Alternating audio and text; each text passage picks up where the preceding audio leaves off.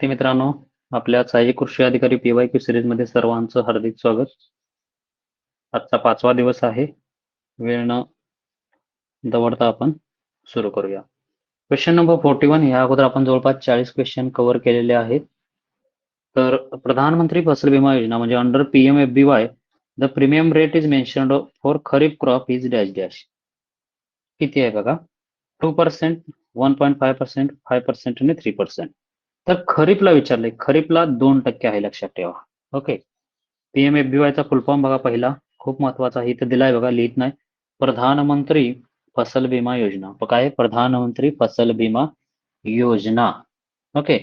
आता डिटेल मध्ये आपण बघूया. हे खरीपसाठी 2% झाला, खरीप लिहितोय ते खरीप. त्यानंतर रब्बीसाठी किती असतो? थोडासा कमी आहे, 1.5% आहे, लक्षात ठेवा. रब्बीमध्ये 1.5% आहे आणि 5% जो आहे तो कशाला असतो?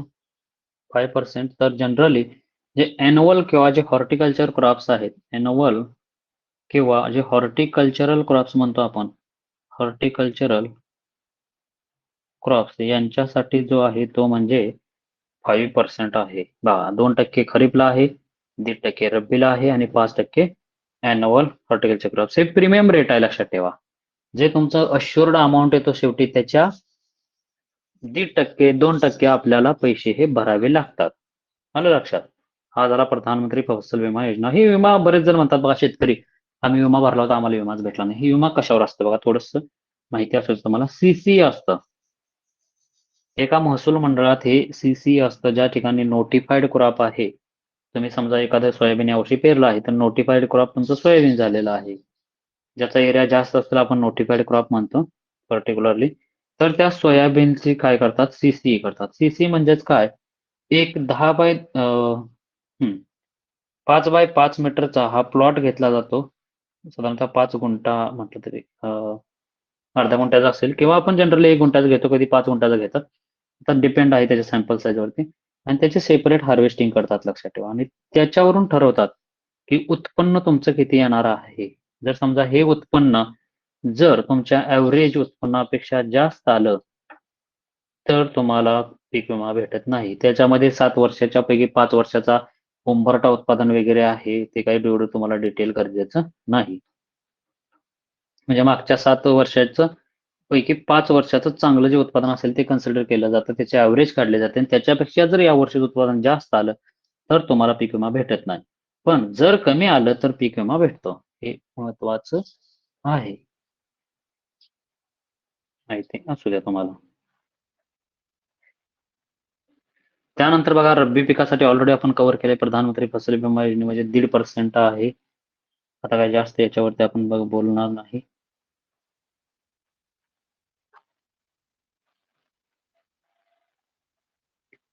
त्यानंतर कमर्शियल किंवा हॉर्टिकल्चर क्रॉप सगळे विचारलेले क्वेश्चन आहेत, लक्षात ठेवा. याच्यासाठी 5% आहे, म्हणून मुद्दाम क्वेश्चन कव्हर केलेले आहेत ते.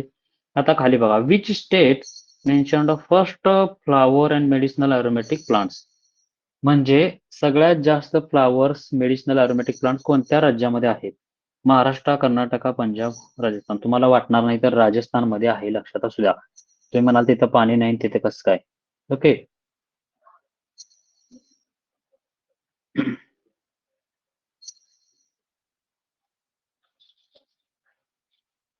तर कोण आन्सर आहे त्याचं? फ्लॉवर, मेडिसिनल आणि ॲरोमॅटिक विचारलेला आहे. तर हा राजस्थान आहे, माहितीसाठी असू द्या, महत्वाचं आहे. त्यानंतर बघा, पुढे जाऊन एक क्वेश्चन विचारलेला आहे. Green house are used for maximum extent for which horticultural purpose किंवा व्हिच क्रॉप पर्पज त्यांनी जनरली विचारलेला आहे. म्हणजे ग्रीन हाऊस कुठं जास्त वापरलं जातं?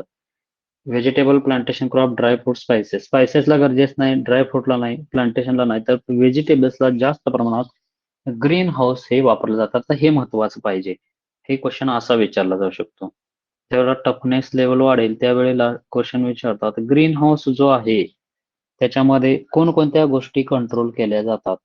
तर बघा, टेम्परेचर कंट्रोल केलं जातं, त्यानंतर आहे ह्युमिडिटी कंट्रोल केली जाते, त्यानंतर आहे लाईट, त्यानंतर आहे इरिगेशन म्हणजे वॉटर कंट्रोल केलं जातं, त्यानंतर आहे न्यूट्रियंट सप्लाय. ह्या सगळ्या गोष्टी जवळपास कंट्रोल केले जातात. टेम्परेचर, ह्युमिडिटी, लाईट, इरिगेशन आणि न्यूट्रिएंट सप्लाय हे ग्रीन हाऊस मध्ये कंट्रोल केले जातात. तर याच्यामध्ये अजून एक क्वेश्चन विचारतात बघा. प्रोटेक्टेड कल्टिव्हेशन मध्ये जे हाय व्हॅल्यू एडिशन व्हेजिटेशन असेल किंवा फ्रूट त्यांच्यासाठी वापरतात जनरली, मोस्टली व्हेजिटेबल साठी वापरतात.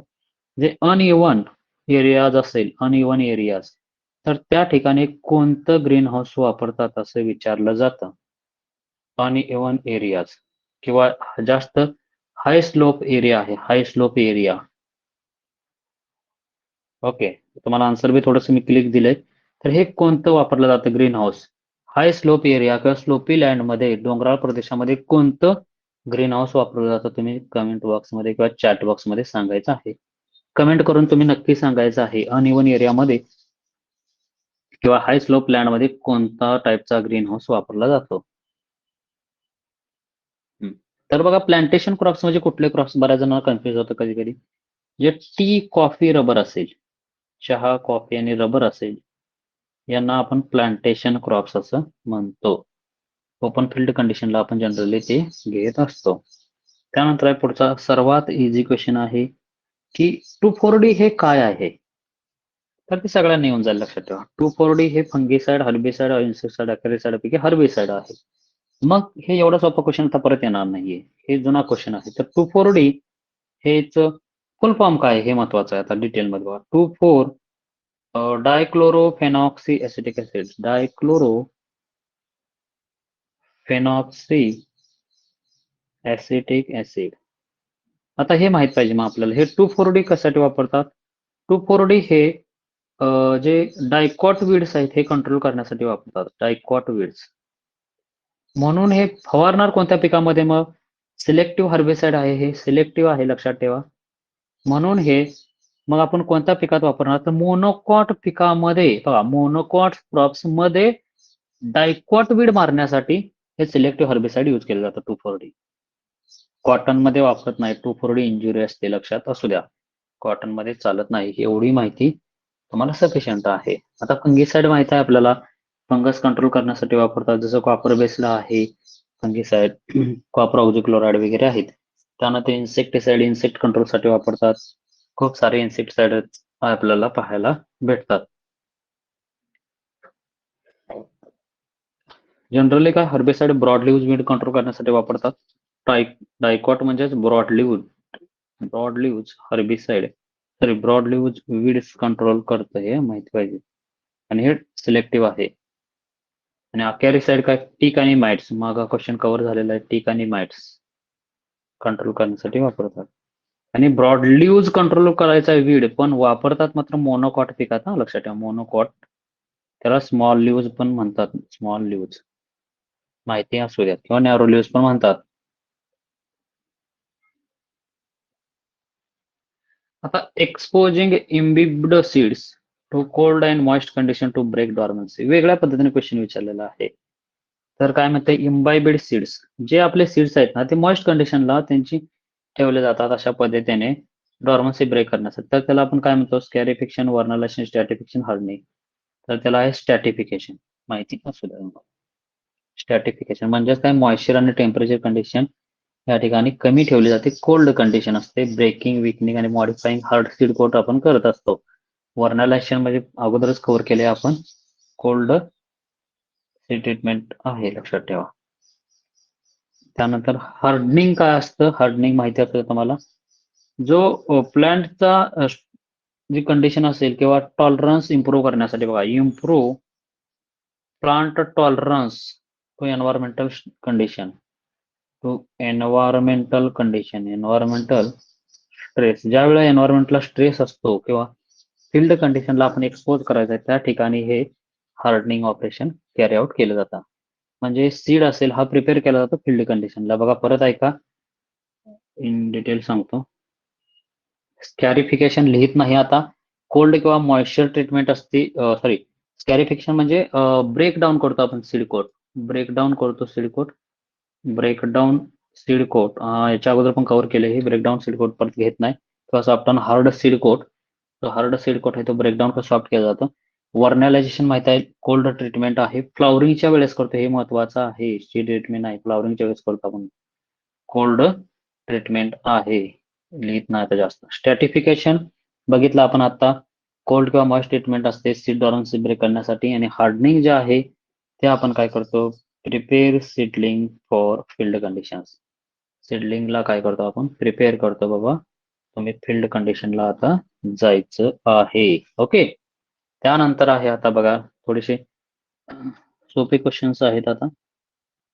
What is tag colour of nucleus seed. Nucleus सीडचा टॅग कलर कोणता असतो? 2-3 टॅग कलर आहेत आता. NBFR सिटी लक्षात ठेवा तुम्ही. NBFR, C आणि T. Nucleus, breeder, foundation, registered, certified आणि ट्रुथफुल हे सीड्स आहेत ना. कोणकोणत्या प्रकारचे आहेत types of seed? Nucleus, breeder, foundation, registered, नंतर ना सर्टिफाईड आणि ट्रुथफुल. हा सिक्वेन्स खूप महत्वाचा आहे. काही क्वेश्चन्स याच्यावरती आता टॅग कलर नंतर टॅग साईज वरती सुद्धा विचारलेले आहेत. आता न्यूक्लियस सीडला आपल्याला माहित आहे न्यूक्लियस सीडला टॅग हा नसतो, म्हणून नो टॅग कलर आहे. मग आता व्हाईट कसा लक्षात ठेवायचा? घरामध्ये तुमच्या फाउंडेशन असतं बघा, म्हणजे पावडर ती पांढऱ्या कलरची असते. फाउंडेशन दॅट इज व्हाईट, लक्षात ठेवू शकता. गोल्डन येलो, ब्रिडरचं काम काय असतं? ब्रिडरचं काम हे गोल्डन महत्वाचं आहे, म्हणून गोल्डन येलो कलर आहे त्याचा. अझर ब्ल्यू, ब्ल्यू कलरचे काय सर्टिफिकेट्स असतात, म्हणजे सर्टिफाईड सीडचा ब्ल्यू कलर असतो. आलं लक्षात? ट्रुथफुलचा काय मग? ओपल ग्रीन आहे, लक्षात ठेवा. Opal green. ओके. सॉरी, रजिस्टरचा ब्ल्यू आहे. इथे चुकलंय काय माझ्याकडून थोडंसं, सॉरी. ब्ल्यू हा रजिस्टरचा आहे.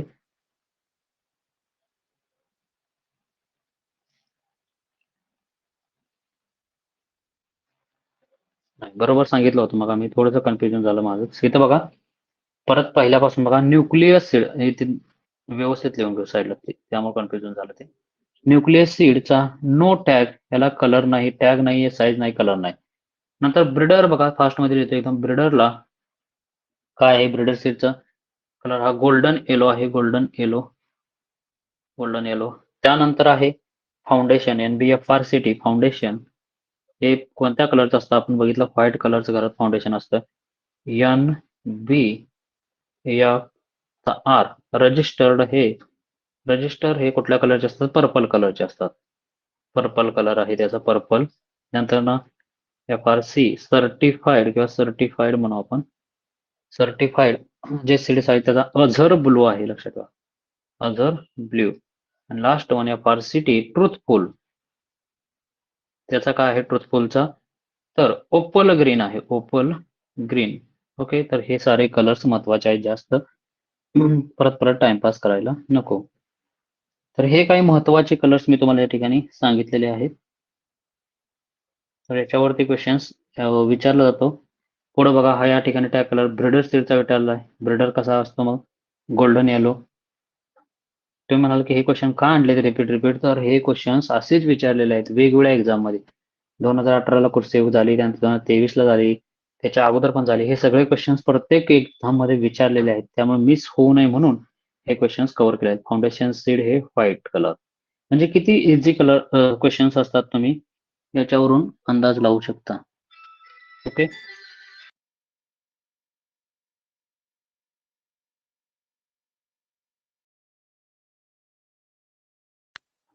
तर अशा पद्धतीनं आपण विश्वास दाखवला त्याबद्दल मनपूर्वक धन्यवाद. यानंतर अशीच कंटिन्यू आपण सिरीज करणार आहोत. त्यानंतरचे पुढचे क्वेश्चन पुढच्या भागात पाहायला भेटतील. थँक्यू.